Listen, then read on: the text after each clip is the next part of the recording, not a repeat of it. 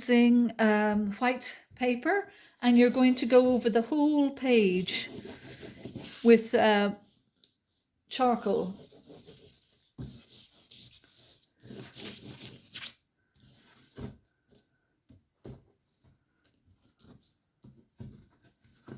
A small piece should be fine, just to, you can take it down quite far if you can. It goes down quicker if you use it on its side. Okay, and then what you're doing is you're drawing the pear.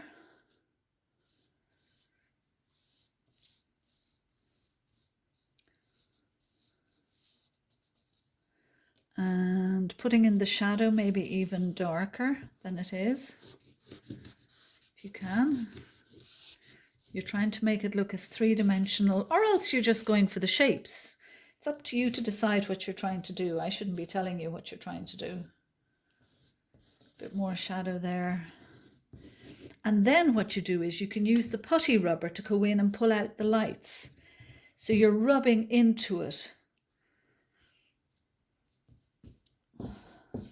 You might think it's a lot of work, but actually you have to try lots of different ways before you find your way.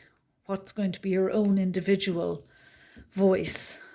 All of these approaches are lovely anyway and good for you to learn.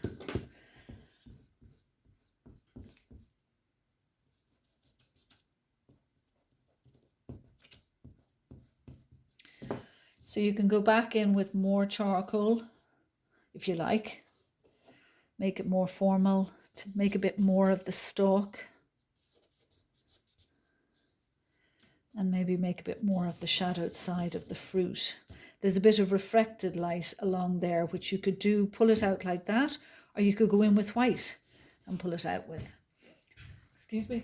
And now the last one is on a mid-tone piece of paper. So this time you're going to use definitely more consciously black and white. I'll move it this way. Okay, so you're doing black and white. So I'm going to draw it up very quickly, leaving room for the shadow on that side. So I'm just drawing roughly in the shadow.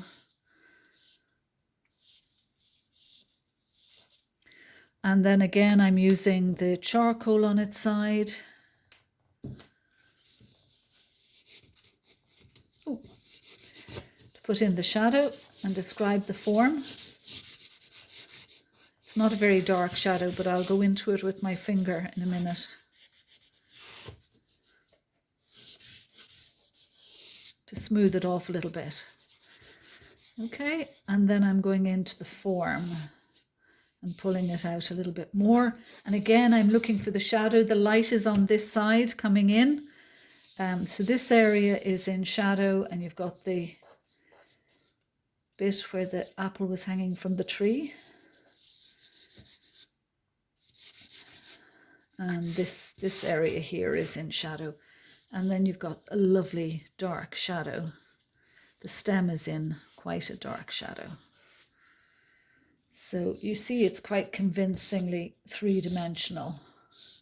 And you can even go in with a bit of a highlight here, which there is, just to help the formal qualities. And if you want to, you could go back in with white at the back, because it's quite bright over this side to help it make it more three-dimensional.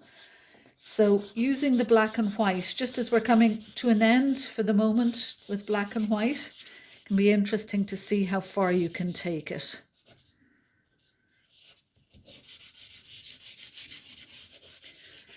Okay,